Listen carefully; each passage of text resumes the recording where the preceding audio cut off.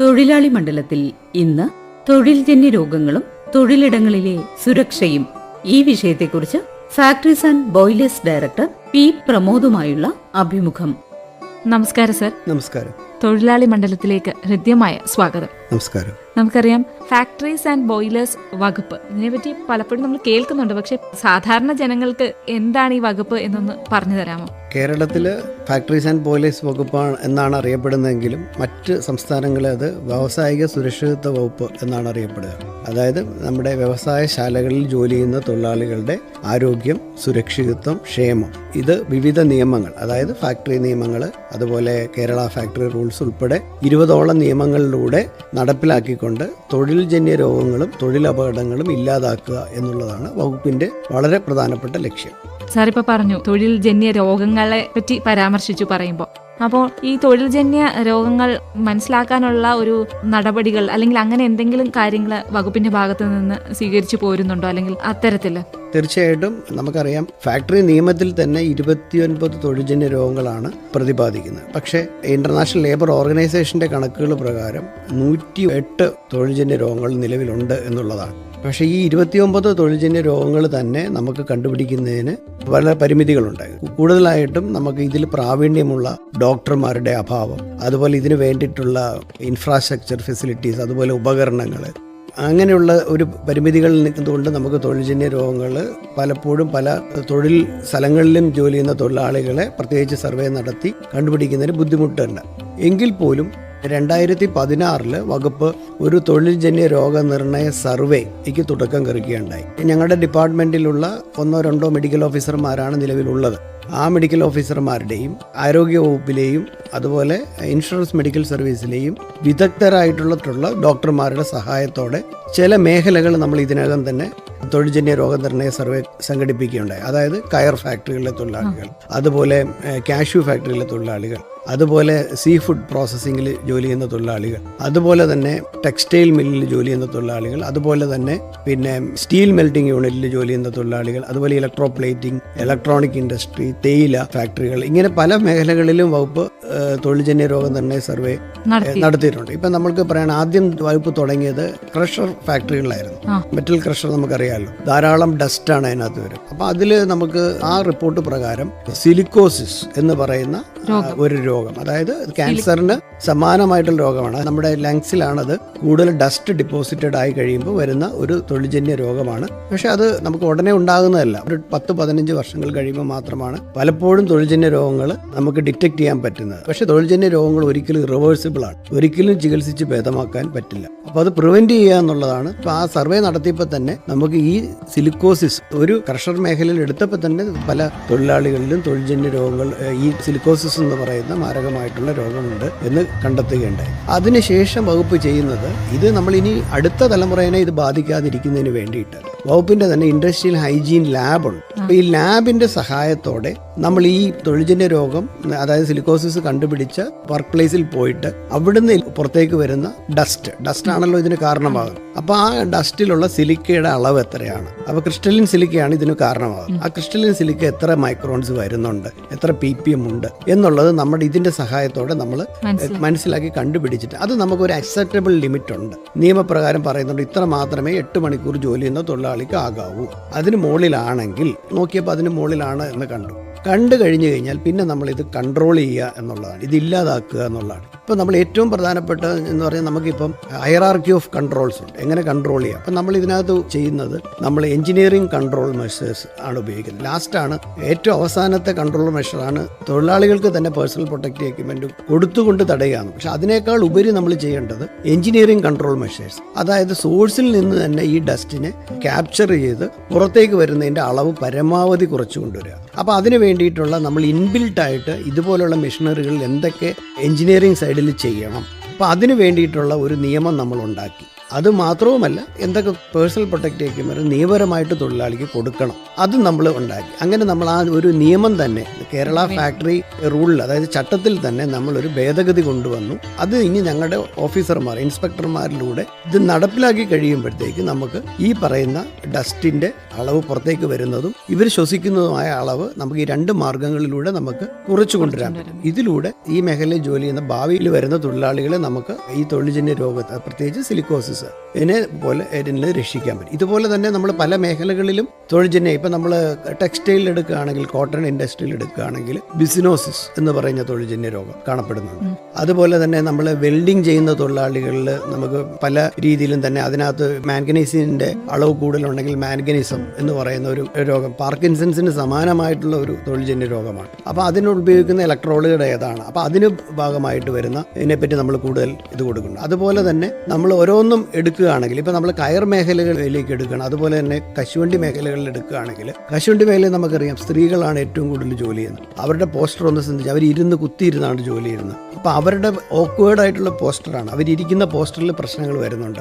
അതുകൊണ്ട് തന്നെ അവർക്ക് മസ്കുലർ സ്കെലറ്റൽ ഡിസോർഡേഴ്സ് വളരെ കൂടുതലായിട്ടാണ് സർവേയിൽ കണ്ടെത്തിയിരിക്കുന്നത്. അപ്പം അത് നമ്മൾ ചെയ്യാനായിട്ട് അവരുടെ ഒരു കംഫർട്ടബിൾ ആയിട്ട് എങ്ങനെ ഇരിക്കണം, ഇരുന്നുകൊണ്ട് അവരുടെ ഈ ചെയ്യുന്ന ജോലി എങ്ങനെ ചെയ്യണം, അതുപോലെ തന്നെ അവർക്ക് ഗൈനക്കോളജിക്കൽ ആയിട്ടുള്ള ഇഷ്യൂസ്, അങ്ങനെ പലതുമൊക്കെ നമുക്ക് സർവേയിൽ നിന്ന് റിവീൽ ചെയ്യുന്നുണ്ട്. അപ്പോൾ അതിനനുസരിച്ചിട്ടുള്ള നിയമ ഭേദഗതി. അപ്പം നമ്മളിപ്പം കശുവണ്ടി ഫാക്ടറികളുടെ അതിൻ്റെ പെർമിറ്റ് കൊടുക്കുമ്പോൾ നമ്മൾ പറയും സ്ത്രീ തൊഴിലാളികളെ നിലത്തിരുത്തി കുത്തിയിരുന്ന് ചെയ്യുന്ന അത് അനുവദിക്കാൻ പാടില്ല. അവർക്ക് ആവശ്യമായ ടേബിൾ, അത് ഇരിക്കുന്ന പൊസിഷൻ, ആ പോസ്റ്റർ ഒഴിവാക്കിക്കൊണ്ട് ചെയ്യാം. അപ്പം അങ്ങനെയുള്ള കാര്യങ്ങളെല്ലാം. അതുപോലെ തന്നെ വളരെയധികം ചൂട് ഉള്ള അറ്റ്മോസ്ഫിയറിൽ ജോലി ചെയ്യുന്ന തൊഴിലാളികളാണ്, പ്രത്യേകിച്ച് ഫർണസ് കാണും, പലപ്പോഴും ബോയിലറിൽ ജോലി ചെയ്യുന്ന തൊഴിലാളികൾ കാണും. അവരുടെ പ്രൊട്ടക്ഷൻ, അവരെ ഹീറ്റിൽ നിന്ന് ബാരിയർ ചെയ്യുക. അപ്പോൾ അവർക്ക് ഒരു കൂടുതൽ ചൂട് ഏറ്റു കഴിഞ്ഞ് കഴിഞ്ഞാൽ നമുക്കറിയാം ഡീഹൈഡ്രേഷൻ വരും, ഹീറ്റ് ക്രാമ്പ്, അതുപോലെ ചിലപ്പോൾ അവർ ബോധക്ഷയം വന്ന് മരണപ്പെടുന്ന കേസുകൾ വരെ ഉണ്ടായിട്ടുണ്ട്. അപ്പോൾ അങ്ങനെയുള്ള ആളുകൾക്ക് എന്തൊക്കെ കാര്യങ്ങൾ, എഞ്ചിനീയറിംഗ് കൺട്രോൾ മെഷേഴ്സ് എന്തൊക്കെ ചെയ്യണം, അതുപോലെ തൊഴിലാളികൾ എന്തൊക്കെ അവരുടെ ജോലി സമയം ക്രമീകരിക്കും.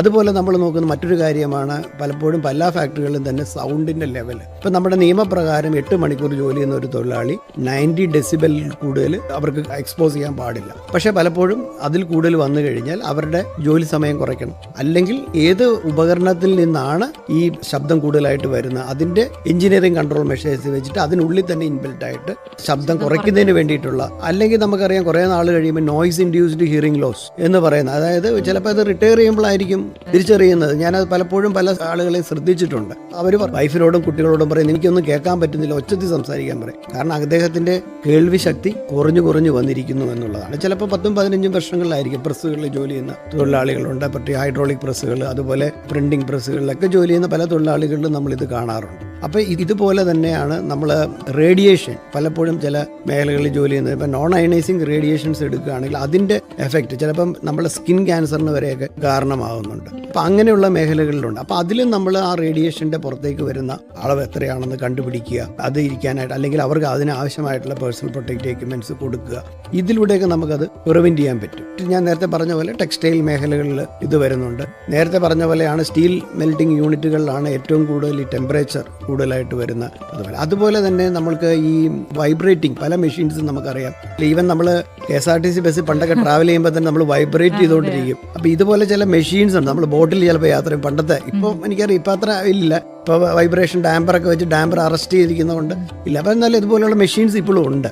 വൈബ്രേഷൻസ് വളരെ, അവരിപ്പം ചിലപ്പോൾ അതിൽ തന്നെ പിടിച്ചുകൊണ്ട് ഇങ്ങനെ വർക്ക് ചെയ്യേണ്ടി വരുമ്പോൾ ഈ കൺസ്ട്രക്ഷൻ മേഖലയിൽ ജോലി ചെയ്യുന്ന ആളുകൾ വൈബ്രേറ്റർ എന്ന് പറയുന്ന സാധനം എക്യുപ്മെൻറ്റുകൾ തന്നെ ഉപയോഗിക്കുന്നുണ്ട്. അപ്പോൾ അവർ കുറേ നേരം പിടിച്ച് കഴിയുമ്പോൾ അവരുടെ കയ്യിൽ വൈബ്രേഷൻ, വൈറ്റ് ഫിംഗർ, അതുപോലെ രക്തം ആ ഏരിയയിലേക്ക് കംപ്ലീറ്റ് ആയിട്ട് വരാതെ അങ്ങനെയൊക്കെയുള്ള രോഗങ്ങൾ ഉണ്ടാകുന്നുണ്ട്.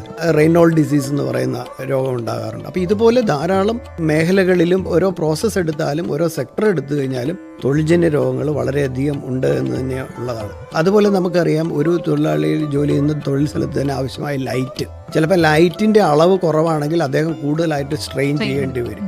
അതും അദ്ദേഹത്തിന് വേറൊരു രാഗമായിട്ടുള്ള ഫിസിക്കലായിട്ട് തന്നെ പല ഇഷ്യൂസും ഉണ്ടാകുന്നുണ്ട്. സ്ട്രെസ്, സ്ട്രെയിൻ, അങ്ങനെയുള്ള ഇഷ്യൂസ് ഉണ്ടാകുന്നു. അതും ഒരു തരത്തിൽ അവിടെ അദ്ദേഹത്തിന് സ്ട്രെയിൻ ചെയ്യുമ്പോഴും അത് അദ്ദേഹം ചെയ്യുന്ന ജോലിയും കൂടി ബാധിച്ച് ചിലപ്പോൾ വേറൊരു അപകടത്തിലേക്ക് അത് പോകാനുള്ള സാധ്യത കൂടി വരുന്നുണ്ട്. അപ്പോൾ അങ്ങനെ നമ്മൾ ഫിസിക്കൽ ഹസാർഡ്സ് നോക്കിയാലും കെമിക്കൽ ഹസാർഡ്സ് ഉണ്ട്. അതുപോലെ തന്നെ നമ്മൾ ചില ഫാക്ടറികളിൽ ജോലി ചെയ്യുമ്പോഴത്തേക്ക് അവിടെ പല കെമിക്കൽസിന് അവർ എക്സ്പോസ്ഡ് ആകുന്നു, പ്രത്യേകിച്ച് അമോണിയ, ക്ലോറിൻ, ബെൻസീൻ, ടോളുവിൻ, അങ്ങനെയുള്ള പല കെമിക്കൽ. അപ്പോൾ ഇതിനൊക്കെ നമ്മൾ നിയമത്തിൽ തന്നെ 8 മണിക്കൂർ ജോലി ചെയ്യുന്ന ഒരു തൊഴിലാളി ശ്വസിക്കേണ്ടത് എത്ര ppm ആണ് എന്ന് വളരെ കൃത്യമായിട്ട് പറഞ്ഞിട്ടുണ്ട്. അപ്പോൾ ചിലപ്പോൾ നമ്മളത് മെഷർ ചെയ്യുമ്പോൾ അവിടെ കൂടുതലായിരിക്കുമ്പോഴത്തേക്ക് അത് അവർ എക്സ്പോസ് ചെയ്യുന്ന ടൈമും അത്രയും വെച്ച് നോക്കുമ്പോൾ പലപ്പോഴും അതുകൊണ്ട് ചിലപ്പോൾ ഒരു 10 കൊല്ലത്തിന് ശേഷമായിരിക്കും അദ്ദേഹത്തിന് ഈ വാതകം ശ്വസിച്ചത് കൊണ്ടായിട്ടുള്ള ഇഷ്യൂസ് ഉണ്ടാകും. അത് ഏത് തരത്തിൽ വരുമെന്ന് നമുക്ക് പറയാൻ പറ്റില്ല. ചിലപ്പോൾ അത് ലങ്സിനെ ബാധിക്കാം, ചിലപ്പോൾ ക്യാൻസറിലേക്ക് പോകാം, കാർസിനോജനിക് ആകാം, ചിലപ്പോൾ ആ കെമിക്കലിൻ്റെ പ്രോപ്പർട്ടീസ് അനുസരിച്ച് വ്യത്യാസം വന്നുകൊണ്ടിരിക്കും, ആസ്മാറ്റിക് ആവാം, അങ്ങനെ പല ഇഷ്യൂസും ഉണ്ടാകാറുണ്ട്. അപ്പം ഇതൊക്കെ ഒരു ഷോർട്ട് ടേം ഇതിൽ വരുന്നതാണ്. അതുകൂടാതെ അവിടെ അക്യൂട്ട് ഉണ്ടാകും, പെട്ടെന്നൊരു റിലീസ്, ഒരു വലിയ ലെവൽ ഓഫ് അമോണിയ വരികയാണെങ്കിൽ, ഇപ്പോൾ നമ്മളൊരു ഉദാഹരണം പറയുകയാണെങ്കിൽ ഒരു ഫാക്ടറിയിൽ ഇപ്പോൾ FSCT പോലുള്ള ഫാക്ടറിയിൽ തൊഴിലാളിയെ സംബന്ധിച്ചുള്ള അമോണിയയുടെ ഒരു 8 മണിക്കൂർ ജോലി ചെയ്യുന്ന തൊഴിലാളിയെ സംബന്ധിച്ചുള്ള 30 ppm ആണ്. പക്ഷേ അതൊരു 1000 ppm ആകുകയാണെങ്കിൽ അദ്ദേഹത്തിൻ്റെ മരണം പെട്ടെന്നാണ്. അപ്പോൾ ആ രീതിയിലേക്കുള്ള കൺട്രോൾ മെഷേഴ്സ് അവിടെ എടുക്കണം. അതുപോലെ തൊഴിലാളികളും അതനുസരിച്ചിട്ടുള്ള പേഴ്സണൽ പ്രൊട്ടക്റ്റീവ് എക്യുപ്മെന്റ്സ് കൃത്യമായിട്ട് തരുന്നതെല്ലാം കൃത്യമായി ഉപയോഗിക്കുകയും ചെയ്തു കഴിഞ്ഞാൽ നമുക്ക് ഇതുപോലെ തൊഴിൽജന്യ രോഗങ്ങൾ ഒരു പരിധി വരെയൊക്കെ നമുക്ക് കുറയ്ക്കാൻ സാധിക്കും. സാർ, അതുപോലെ തന്നെ ഡിപ്പാർട്ട്മെന്റിന്റെ ഭാഗത്തു നിന്നുള്ള ഇൻസ്പെക്ഷൻ കാരണം കുറച്ചുകൂടി ഏതെങ്കിലും മേഖലയിൽ ഇത്തരത്തിലുള്ള സുരക്ഷ കാര്യങ്ങൾ മെച്ചപ്പെട്ടിട്ടുണ്ടെന്ന് സാറിന് തോന്നിയിട്ടുണ്ടോ? തീർച്ചയായിട്ടും നമുക്കറിയാം, ഇപ്പം ഇൻസ്പെക്ഷൻസ് കൊണ്ട് മാത്രം നമുക്ക് കംപ്ലീറ്റ് ആയിട്ട് എലിമിനേറ്റ് ചെയ്യാൻ പറ്റില്ല. കാരണം നമ്മളിപ്പോൾ റോഡ് അപകടങ്ങൾ എടുത്തു വെച്ച് നോക്കിയാലും ഇലക്ട്രിക്കൽ അപകടങ്ങൾ വെച്ച് നോക്കിയാലും നമ്മുടെ പരിശോധനകളൊക്കെ അതിൻ്റെ ഏജൻസികളെല്ലാം ചെയ്യുന്നുണ്ട്. അപ്പോൾ നമ്മൾ വിചാരിക്കുന്ന ഓൾ ഓവർ വേൾഡ് നമ്മൾ നോക്കുകയാണെങ്കിൽ എൻഫോഴ്സ്മെൻറ്റ് കൊണ്ട് മാത്രം നമുക്ക് ഇത് കംപ്ലീറ്റ് ആയിട്ട് നമുക്ക് അപകടങ്ങൾ കുറയ്ക്കാൻ പറ്റില്ല. അതിന് ഡിപ്പാർട്ട്മെൻറ്റ് സ്വീകരിച്ചിരിക്കുന്ന ഒരു സ്ട്രാറ്റജി എന്ന് പറഞ്ഞാൽ എഞ്ചിനീയറിംഗ്, എഡ്യൂക്കേഷൻ ആൻഡ് എൻഫോഴ്സ്മെൻറ്റ്. ഇപ്പം നമുക്കറിയാം ആർട്ടിഫിഷ്യൽ ഇൻ്റലിജൻസ്, IoT, അതുപോലെ മെഷീൻ ലേണിംഗ്, അങ്ങനെയുള്ള പുതിയ ടെക്നോളജികളുണ്ട്. ഇതിപ്പോൾ പല ഫാക്ടറികളിലും ഈ ടെക്നോളജി ഉപയോഗപ്പെടുന്നുണ്ട്. എഞ്ചിനീയറിംഗ് റീസെൻ്റ് ആയിട്ട് നമ്മൾ കണ്ട് എന്ന് പറഞ്ഞാൽ കൺഫൈൻഡ് സ്പേസ്, ഒരു ടാങ്ക് ക്ലീനിങ്. പണ്ടത്തെ കാലത്ത് ഞാൻ തന്നെ ഇൻവെസ്റ്റിഗേറ്റ് ചെയ്തിട്ടുള്ള കേസുകളാണ്. ടാങ്ക് ക്ലീനിങ്ങിന് ഇറങ്ങിയിട്ടുള്ളത്, ഒരു തൊഴിലാളി മരിച്ചു, അയാളെ രക്ഷിക്കാൻ അടുത്തയാൾ ഇറങ്ങി, അയാളും മരിച്ചു, അങ്ങനെ 2 പേര് മരിച്ച കേസുകൾ വരെയൊക്കെ നമുക്ക് കണ്ടു. അപ്പം നമുക്കറിയാം അവിടെ ഓക്സിജന്റെ അഭാവമാണെന്നുള്ളത് നമുക്കെല്ലാം അറിയാം. പക്ഷെ അതിന് നമുക്ക് നിയമത്തിൽ തന്നെ പറയുന്നുണ്ട്, ആ കൺഫൈൻഡ് സ്പേസ് ആണത്, അവിടെ ഓക്സിജൻ ഉണ്ടോ, 19% കൂടുതൽ ഓക്സിജൻ ഉണ്ടോ എന്ന് ഉറപ്പുവരുത്തിയിട്ട് വേണം ഒരു തൊഴിലാളിനെ അവിടെ ജോലി ചെയ്യാൻ വിടേണ്ടത് എന്നുള്ള നിയമത്തിൽ പറയുന്നുണ്ട്. പക്ഷെ ഇതാരും ചെയ്യാറില്ല. മാത്രമല്ല അത് പരിശോധിക്കാൻ പോകേണ്ട ഉത്തരവാദിത്വം പലപ്പോഴും അവർ ചിലപ്പോൾ പോയി കഴിഞ്ഞാൽ അവർ ബോധം കെട്ട് വീഴുമോ എന്നുള്ളൊരു പേടിയുള്ളതുകൊണ്ട് ആരും ശ്രമിക്കില്ല. അതിലൊക്കെ ഇപ്പോൾ AI ഉണ്ട്. അപ്പോൾ AIയുടെ എക്യുപ്മെൻറ്റുകൾ ഉപയോഗിച്ച് നമുക്ക് ആ ഒരു വർക്ക് പ്ലേസിൽ ഇവിടെ ഇരുന്നുകൊണ്ട് മോണിറ്റർ ചെയ്യാൻ പറ്റും. അവിടെ എത്ര ഓക്സിജൻ ഉണ്ട്, വേറെ ഏതെങ്കിലും ടോക്സിക് ഗ്യാസ് ഉണ്ടോ എന്നുള്ളത് നമുക്ക് അതിൻ്റെ പ്രോബ് അവിടെ ഇൻസേർട്ട് ചെയ്തിട്ട് നമുക്ക് നോക്കിയിട്ട് ഓക്കെ ആണെങ്കിൽ മാത്രം അവിടെ ജോലിക്ക് അനുവദിക്കുന്ന സംവിധാനങ്ങൾ വരും. അതുപോലെ തന്നെ ഈ അടുത്ത സമയത്ത് ഫോർക്ക് ലിഫ്റ്റ് പുറകോട്ട് എടുക്കുമ്പോൾ ചിലപ്പം അവർക്ക് കാണാൻ പറ്റില്ല. അപ്പോൾ റാഷായിട്ട് ചില ഫാക്ടറികളിലും മേഖലകളിൽ പല സാധനങ്ങൾ കൊണ്ട് സ്റ്റോക്ക് ചെയ്യുക, വളരെ സ്പീഡായിട്ടായിരിക്കും ചിലപ്പോൾ ഇവർ വർക്ക് തീർക്കാൻ വേണ്ടി ചെയ്യുക. അപ്പം റിവേഴ്സ് എടുക്കുമ്പോഴത്തേക്ക് പലപ്പോഴും ധാരാളം പേര് മരണപ്പെട്ടിട്ടുണ്ട്. അപ്പോൾ അവിടെയുള്ള കേസുകളിലൊക്കെ ഇവർ ചെയ്യുന്നത് AI പവേർഡ് ക്യാമറ വെച്ചിട്ടുണ്ട്. അത് അപ്പോൾ പുറയിൽ ഒരാൾ വന്ന് അവരുടെ ബോഡിയിൽ ടച്ച് ആയിട്ടുണ്ടെങ്കിൽ അപ്പോൾ തന്നെ ഈ ഫോർക്ക് ലിഫ്റ്റ് സ്റ്റോപ്പ് ആവും. ആ രീതിയിലുള്ള സംവിധാനങ്ങൾ ഇപ്പോൾ പല ഫാക്ടറികളിൽ ഇംപ്ലിമെന്റ് ചെയ്ത് വരുന്നുണ്ട്. ഇത് മാത്രമല്ല, ചിലപ്പോൾ പല അപകടങ്ങളും മെയിൻ്റനൻസിന്റെ അഭാവം കൊണ്ട്, കാരണം അവർ പ്രൊഡക്ഷൻ ഓറിയന്റഡ് ആയിട്ട് പോകുമ്പോൾ പലപ്പോഴും മെയിൻ്റനൻസ് ചെയ്യില്ല. അപ്പം മെയിൻ്റനൻസിന്റെ ഒരു ഡാറ്റ എടുത്തിട്ട് ഡാറ്റ അനലിറ്റിക്സിലൂടെ അവരൊരു പ്രിവെന്റീവ് ആയിട്ട് സെൻസർ വെച്ചിട്ട് പർട്ടിക്കുലർ ടെമ്പറേച്ചർ വരുമ്പം അത് റീപ്ലേസ് ചെയ്യേണ്ട ആയിട്ടുണ്ട് എന്നുള്ള ഒരു ഇൻഡിക്കേഷൻ അവർക്ക് കിട്ടും. അപ്പോൾ അത് മുൻകൂട്ടി പ്രോ ആക്റ്റീവായിട്ട് അവർക്ക് പലപ്പോഴും ആ കാര്യങ്ങൾ റീപ്ലേസ് ചെയ്യാനും മെയിൻ്റനൻസ് ചെയ്യാനും പറ്റും. അതിലൂടെ നമുക്ക് വളരെ ക്രിട്ടിക്കലായിട്ടുള്ള പല എക്യുപ്മെൻസുകളും ഉണ്ടാവും. അപ്പം അങ്ങനെയുള്ള എക്യുപ്മെൻസുകൾ ചിലപ്പം പൊട്ടിക്കഴിഞ്ഞാൽ അത് ഒരു അപകടത്തിന് കൂടി കാരണമാകും. അപ്പം അങ്ങനെയുള്ള കേസുകളിലെല്ലാം നമുക്കത് കംപ്ലീറ്റ് ആയിട്ട് ഇത് മാറ്റാനും നമുക്ക് ടെക്നോളജി. അപ്പം അങ്ങനെ എഞ്ചിനീയറിംഗ് സ്ട്രാറ്റജിയിൽ ഡിപ്പാർട്ട്മെൻറ്റ് മറ്റ് രാജ്യങ്ങളിലും അതുപോലെ മറ്റ് കമ്പനികളിലുള്ള best practices, AI related and IoT sensors ഉപയോഗിച്ചിട്ടുള്ള അതുപോലെയുള്ള കാര്യങ്ങളെല്ലാം ഉപയോഗിച്ചുകൊണ്ട് അത് ഇവരുമായിട്ട് ഷെയർ ചെയ്യുകയും മറ്റ് ഫാക്ടറികൾക്ക് കൊടുക്കുകയും അങ്ങനെയുള്ള പല പല പ്രൊസീജിയറും പഴയ സിസ്റ്റംസും ഒക്കെ നമ്മൾ ഷെയർ ചെയ്യും. അതിലൂടെ ഒരു പരിധിവരെ നമുക്ക് ആ പഠനങ്ങൾ. അത് പിന്നെ ഞാൻ രണ്ടാമത് പറഞ്ഞ എഡ്യൂക്കേഷൻ, ഇപ്പോൾ ഞാൻ പറഞ്ഞല്ലോ, അത് ഡിപ്പാർട്ട്മെൻറ്റ് എൻഫോഴ്സ്മെൻറ്റ് മാത്രമല്ല, നമുക്ക് കിട്ടിയിട്ടുള്ള അനുഭവങ്ങൾ, നമ്മൾ മനസ്സിലാക്കിയ അറിവുകളും എല്ലാം തൊഴിലാളികളിലേക്ക് പകർന്നു കൊടുത്തുകൊണ്ട് മാനേജർമാരോട് തുറന്നു കൊടുത്തുകൊണ്ടും എല്ലാം നമ്മൾ ഒരു രീതി. അതുപോലെ ലാസ്റ്റ് സ്ട്രാറ്റജി പ്രിയോറിറ്റിയാണ് നമ്മൾ എൻഫോഴ്സ്മെൻറ്റ് കൊടുക്കുക. തീർച്ചയായിട്ടും എൻഫോഴ്സ്മെൻറ്റ് അതിൻ്റെതായിട്ടുള്ള ഇമ്പോർട്ടൻസ് ഉണ്ട്. നമ്മൾ അതുപോലെ തന്നെ ഇപ്പം നമ്മൾ ഹൈ റിസ്ക് ആയിട്ടുള്ള ഫാക്ടറികൾക്ക് കൂടുതൽ ഇമ്പോർട്ടൻസ് കൊടുത്തുകൊണ്ടുള്ള പരിശോധനയുണ്ട്. അതുപോലെ നമ്മൾ കേരളത്തിൽ ഞാൻ നേരത്തെ സൂചിപ്പിച്ചു 40ഓളം മേജർ ആക്സിഡന്റ് ഹസാർഡ് ഫാക്ടറീസ് എന്നാണ് പറയുക. ഏറ്റവും അപകട സാധ്യത കൂടിയിട്ടുള്ള, ഇപ്പം നമ്മൾ ഉദാഹരണം പറയാം FSCT റിഫൈനറി പോലെയുള്ള ഏറ്റവും അപകടം, അവിടെയുള്ള ഫാക്ടറികളൊക്കെ നമുക്ക് പ്രിയോറിറ്റി ഇൻസ്പെക്ഷൻ എന്ന് പറയുന്ന ഒരു സംവിധാനമുണ്ട്. അത് എല്ലാ വർഷവും തന്നെ നടത്തും. അതിൽ നമ്മൾ mechanical engineers, chemical engineers, doctors, അങ്ങനെയുള്ള ഒരു ഗ്രൂപ്പ് ഓഫ് ഓഫീസേഴ്സാണ് അതിനകത്ത് പങ്കെടുക്കുക. അങ്ങനെയുള്ളവരുടെ എല്ലാ പ്ലാന്റുകളും വളരെ വിശദമായിട്ട് പഠിച്ച് പരിശോധിച്ച് ആവശ്യമായിട്ടുള്ള നിർദ്ദേശങ്ങൾ കൊടുത്തുകൊണ്ട് പരിഹരിച്ച് അങ്ങനെ ഒരു സംവിധാനം കൂടി നമ്മൾ ഇതുകൂടാതെ ചെയ്യുന്നുണ്ട്. അപ്പോൾ ഇതാണ് നമ്മൾ നിലവിലുള്ള നമ്മുടെ പരിശോധനാ സിസ്റ്റം. എന്നാൽ താരതമ്യേന എല്ലാ വകുപ്പുകൾക്കും ഉള്ള പോലെ തന്നെ മാൻ പവറിൻ്റെ ഒരു ഷോർട്ടേജ്, പിന്നെ ഫാക്ടറികളുടെ എണ്ണത്തിൻ്റെ വർധനവിനനുസരിച്ചിട്ടുള്ള മാൻ പവറിൻ്റെ കുറവ് വകുപ്പ് അഭിമുഖീകരിക്കുന്ന ഒരു പ്രശ്നം കൂടി തന്നെയാണ്. ആ അഭിമുഖീകരിക്കുന്ന പ്രശ്നത്തിനിടയിലുമാണ് വകുപ്പ് ഇതുപോലെയുള്ള കാര്യങ്ങളിലൂടെ, കാരണം എങ്ങനെ വന്നാലും നമ്മൾ അപകടങ്ങളും തൊഴിൽജന്യ രോഗങ്ങളും ഇല്ലാതാക്കുക എന്നുള്ളത് തന്നെയാണ് ലക്ഷ്യം. സർ ഇപ്പം പറഞ്ഞു ടോക്സിക് ഗ്യാസുകളുടെ കാര്യം പറഞ്ഞു. അപ്പോൾ അത്തരത്തിൽ നമുക്കറിയാം പല സമയങ്ങളിലായിട്ട് നമ്മൾ ഇന്ത്യയിൽ അങ്ങനെയുള്ള ചെറിയ ചെറിയ ആക്സിഡൻറ്റ്സ് കണ്ടിട്ടുണ്ട്. അപ്പോൾ അത്തരത്തിലുള്ള കാര്യങ്ങളിലെ കൈകാര്യം ചെയ്യാൻ വേണ്ടി വകുപ്പ് എന്തെങ്കിലും പുതിയ ഇന്നോവേറ്റീവ് ആയിട്ടുള്ള കാര്യങ്ങൾ, പദ്ധതികൾ എന്തെങ്കിലും കൊണ്ടുവന്നിട്ടുണ്ടോ? അതിനെക്കുറിച്ചൊന്ന് പറയാം. തീർച്ചയായിട്ടും നല്ലൊരു ചോദ്യമാണ്. കാരണം ഞാൻ നേരത്തെ പറഞ്ഞ പോലെ അപകട സാധ്യത കൂടിയ ഫാക്ടറികൾ കേരളത്തിലുണ്ട്. അങ്ങനെയുള്ള ഫാക്ടറികളുടെ പരിസരവാസികളുണ്ട്. അവരുടെ സുരക്ഷിതത്വം നോക്കേണ്ട ഉത്തരവാദിത്വം വകുപ്പിനുണ്ട് എന്ന് വിശ്വസിക്കുന്ന ആളാണ് ഞാൻ. അപ്പോൾ അതിൻ്റെ ഭാഗമായിട്ട് നമ്മൾ ആ ഒരു വകുപ്പ് തന്നെ ഒരു പുതിയൊരു പദ്ധതി രൂപകൽപ്പന ചെയ്ത് 2019 നമ്മൾ MOU സൈൻ ചെയ്തിട്ടാണ്. അതൊരു ഗവേഷണ പദ്ധതിയാണ്. ആ പദ്ധതിയുടെ പേര് റോസേഴ്സ് എന്നാണ്. Remote sensing enabled online chemical emergency response system എന്നുള്ളതാണ്. ഇത് ഫാക്ടറീസ് ആൻഡ് ബോയിലേഴ്സ് വകുപ്പും അതുപോലെ തന്നെ ISROയുടെ കീഴിൽ വരുന്ന നാഷണൽ റിമോട്ട് സെൻസിങ് സെൻറ്റർ ഹൈദരാബാദും അതുപോലെ തമിഴ്നാട്ടിലുള്ള Indira Gandhi centre for atomic radiation Kalpakkam, ഈ 3 ഏജൻസികളും കൂടി സംയുക്തമായിട്ട് 19 നമ്മൾ അവരുടെ സയൻറ്റിസ്റ്റിൻ്റെ കൂടെയൊക്കെ സഹായത്തോടെയും നമ്മൾ ഇൻഫ്രാസ്ട്രക്ചർ പ്രൊവൈഡ് ചെയ്തുകൊണ്ടും തുടങ്ങിയിട്ടുള്ളൊരു പദ്ധതിയാണ്. 2024 ആ പദ്ധതി ഏതാണ്ട് പൂർത്തീകരിച്ചു. ഇപ്പം നിലവിൽ നമുക്ക് FSCT ഒരു ഫാക്ടറിയാണ് ഇപ്പോൾ നമ്മൾ നിലവിലെടുത്തിരിക്കുന്നത്. ആ ഫാക്ടറിയിൽ ഇതുപോലെ അമോണിയ വാതക ചോർച്ച വരികയാണെങ്കിൽ അവിടെ നമ്മൾ സ്ഥാപിച്ചിരിക്കുന്ന സെൻസറുകളും അവരുടെ സെൻസറുകളും അത് ഡിറ്റക്ട് ചെയ്യും.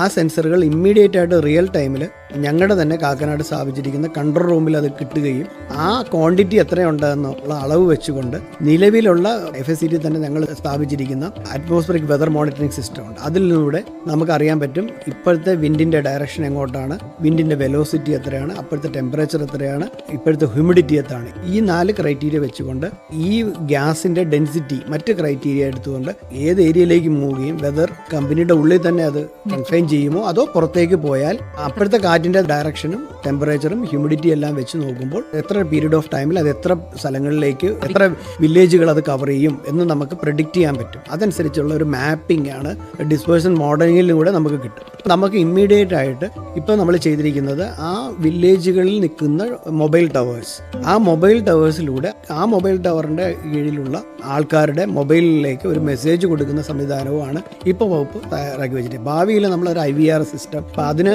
നിലവിൽ അതിനുള്ള സംവിധാനങ്ങൾ ഇവിടെ ഇല്ല. അപ്പം നമ്മളത് നാഷണൽ ഡിസാസ്റ്റർ മാനേജ്മെൻറ്റ് അതോറിറ്റിയുമായി സംസാരിച്ചുകൊണ്ട് അങ്ങനെ ഒരു അലേർട്ട് ഇമ്മീഡിയറ്റ് ആയിട്ട് കൊടുക്കുക. ഇപ്പം നമ്മൾ മെസ്സേജ് അലേർട്ടാണ്, പക്ഷെ അത് പോരാ. ഇങ്ങനെയുള്ള സിറ്റുവേഷൻസിൽ കുറച്ചുകൂടി അവരെ പെട്ടെന്ന് തന്നെ ഒരു കോളിലൂടെ അറിയിക്കേണ്ട ഒരു സംവിധാനമുണ്ട്. അപ്പോൾ അതുകൂടി പൂർത്തിയായി കഴിഞ്ഞാൽ, ഇങ്ങനെയുള്ള വാതക ചോർച്ച ഉണ്ടായിക്കഴിഞ്ഞാൽ പരിസരവാസികളെ നമുക്ക് പെട്ടെന്ന് അറിയിക്കാനും നമുക്ക് ഉണ്ടാകുന്ന കാഷ്വാലിറ്റീസിൻ്റെ എണ്ണം നമുക്ക് വളരെ കുറച്ച് കൊണ്ടുവരാനും സാധിക്കും എന്നുള്ളൊരു വിശ്വാസമാണ്. ആ പദ്ധതിയുടെ പേര് ഒരിക്കൽ കൂടിയല്ല. ആ പദ്ധതിയുടെ പേര് റോസേഴ്സ് എന്നാണ്. Remote sensing enabled online chemical emergency response system എന്നുള്ളതാണ് ആ പദ്ധതിയുടെ പേര്. ഈ പദ്ധതി ലോഞ്ച് ചെയ്യുന്നത് അല്ലെങ്കിൽ തുടക്കം കുറിക്കുന്നത്, ഈ പദ്ധതിയുടെ ഉദ്ഘാടനം ബഹുമാനപ്പെട്ട മുഖ്യമന്ത്രി ഈ ഒക്ടോബർ മാസം 10 എറണാകുളത്ത് വെച്ച് തന്നെ ഉദ്ഘാടനം ചെയ്യുമെന്നാണ് അറിയിച്ചിട്ടുള്ളത്. തൊഴിലാളി മണ്ഡലത്തിൽ ഇതുവരെ കേട്ടത് തൊഴിൽജന്യ രോഗങ്ങളും തൊഴിലിടങ്ങളിലെ സുരക്ഷയും. ഈ വിഷയത്തെക്കുറിച്ച് factories and boilers director P. പ്രമോദുമായി സെവിൽ ജിഹാൻ നടത്തിയ അഭിമുഖത്തിന്റെ ആദ്യ ഭാഗം.